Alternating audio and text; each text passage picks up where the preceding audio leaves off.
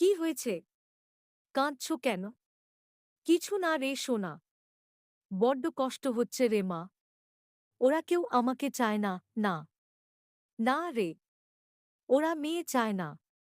মা তুমি ওদের বলো না আমি ওদের খুব ভালোবাসব, বড় হয়ে ওদের খুব আদর যত্ন করব, ওনারা যা বলবেন শুনব, কোনো কষ্ট দেব না। তাহলেও ওরা আমায় আনবে না? ও মা কি হলো? আরে ও মা কেঁদো না। আমার জন্য কত কষ্ট তোমার। দুদিন আগেও দেখো সব ঠিক ছিল। তুমি আমি বাবা একসাথে ছিলাম।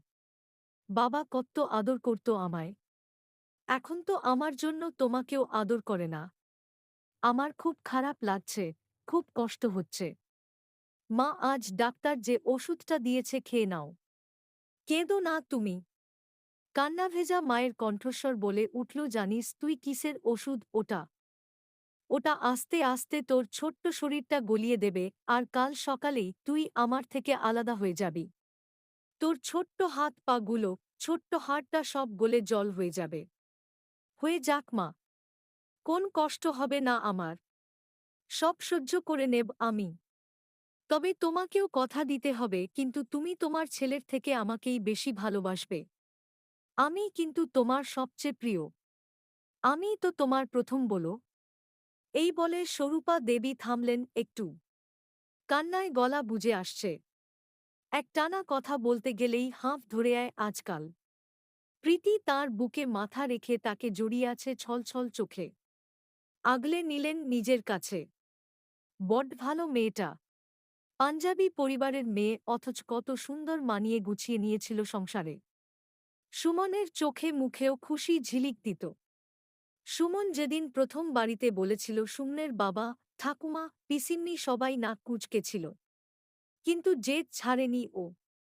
ওই মেয়েই আসবে। সুমনের ভালোবাসার থেকেও হয়তো জেদের জোর অনেক বেশি ছিল। তাই পরের অগ্রহায়ণেই চণ্ডীগড়ের ভট্টল পরিবারকে কলকাতায় উড়িয়ে এনে ৪ হাত এক করেছিলেন। কপালের দোষ। বিয়ের ২ বছরের মধ্যেই সুমন হার্টের অসুখে গত হল। মা বাবা মেয়েকে নিয়ে যেতে এলেও পাগল মেয়েটা গেল না। চোখের জলে ভিজে থাকা একটা মুখ আর কত সহ্য করা যায়। জোর করে পাঠিয়ে দিয়েছিলেন বাপের বাড়ি। নিজের লোকেদের কাছে আনন্দে থাকুক। তাতেও শান্তি নেই। মেয়ের রোজ ফোন করা চাই। পুজোতেও আসে। ১ মাস বুড়ো বুড়ির সাথে কাটায়। এবছরও এসেছে।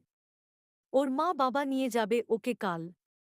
ওরা চায় আবার বিয়ে দিতে। সুমনের বাবাকে বলেছিল সেদিন। কানে এসেছিল ২-১টা কথা। মনটা তারপর থেকেই বড্ড হুহু করছে। তাহলে এটাই কি শেষ আশা? আজও দুপুরে খাওয়া দাওয়ার পর কিছুক্ষণ ওঘরে শ্বশুরের সাথে টিভি দেখতে দেখতে ইষ্টবেঙ্গলের হয়ে গলা ফাটাল তারপরই এসে জড়িয়ে পাশে শুল।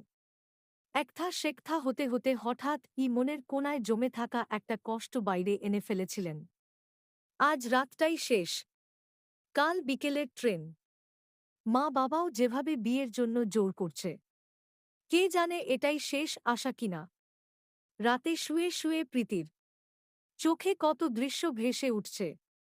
লাল লেহেঙ্গা, টোপর পরা সুমনের ক্যাবলা হাসি, মালা বদল, প্রথম ইলিশ মাছ রান্না, আলতা পরা, পায়েস বানানো, শাড়ি পরা আর সবকিছুর সাথে একটা স্নেহমাখা ভালোবাসা।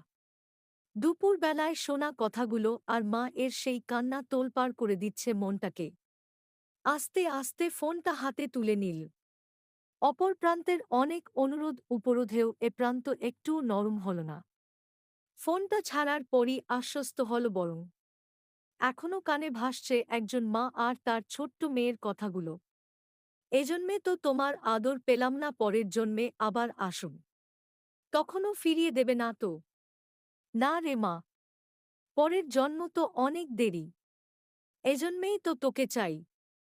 যে ছেলের জন্য আজ তোকে যেতে হচ্ছে, রাজরানীর মতো সেই ছেলের হাত ধরেই ফিরিস।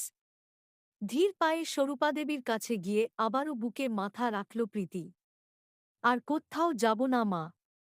এবার আর কেউ আমার মন গলাতে পারবে না।